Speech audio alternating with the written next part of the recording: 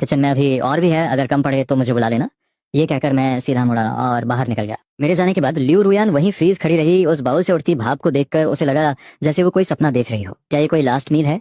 क्योंकि पास्ट का रिकॉर्ड यही था कि घर में जो भी अच्छा खाना होता था वो मैं अकेला खा जाता था और उसे सिर्फ बचा कुचा खाना और पानी मिलता था। इस मोमेंट में भले ही उसकी एनर्जी लेवल बिल्कुल डाउन थी और उसे तेज भूख लग रही थी, पर मेरे इस अजीब बिहेवियर के कारण वो खाना खाने की हिम्मत नहीं जुटा पा रही थी।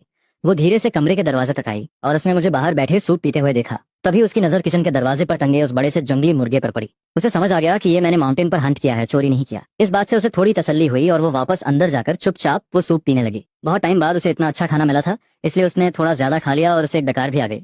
खाने के बाद जब मैं चुपचाप सारे बर्तन क्लीन करने लगा तो रुयान पूरी तरह ब्लैंक हो गई, क्योंकि मैंने लाइफ में कभी कोई डोमेस्टिक काम नहीं किया था। सारा काम खत्म करके मैंने एक बड़ा बर्तन पानी का बॉईल किया और उसे कमरे में लेकर गया। रुयान, इस गर्म पानी से खुद को थोड़ा क्लीन कर लो। इतना कहकर मैंने वो बर्तन नीचे रखा और बिना उसके रिएक्शन का वेट किए मुड़कर बाहर आ गया। दरवाजे पर बैठकर मैं आसमान की तरफ देखने लगा और अपने फ्यूचर का प्लान सेट करने लगा। मुझे पैसे कमाने का कोई सॉलिड सिस्टम ढूंढना ही होगा।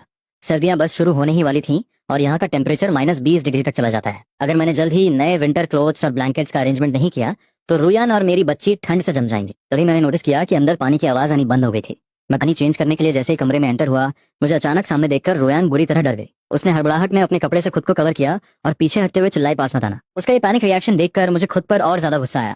मैं समझ गया था कि उसके माइंड का ये ट्रॉमा इतनी जल्दी हील नहीं होगा। मुझे अपने एक्शन से ही उसे सेफ फील कराना होगा। मैंने सॉफ्ट टोन में कहा, वाइफ डरो मत, मैं बस ये यूज्ड पानी बाहर निकालने आया हूँ। मैं तुम्हें टच भी नहीं करूंगा, प्लीज पीछे मत हटो, गिर जाओगी। मैं झुका और मैंने वो पानी का बर्तन उठाया और चुपचाप कमरे से बाहर आ गया।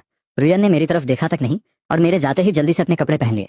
मैं वापस कोर्टयार्ड में आकर बैठ गया और अपना माइंड दौड़ाने लगा कि आखिर जल्दी से जल्दी अमीर कैसे बना जाए। तभी अचानक मुझे एक पास्ट मेमोरी ने हिट किया। पिछले जन्म में कुछ आउटसाइडर्स माउंटेन पर जाने के लिए गाइड ढूंढ रहे थे और उन्होंने मुझे हायर किया था।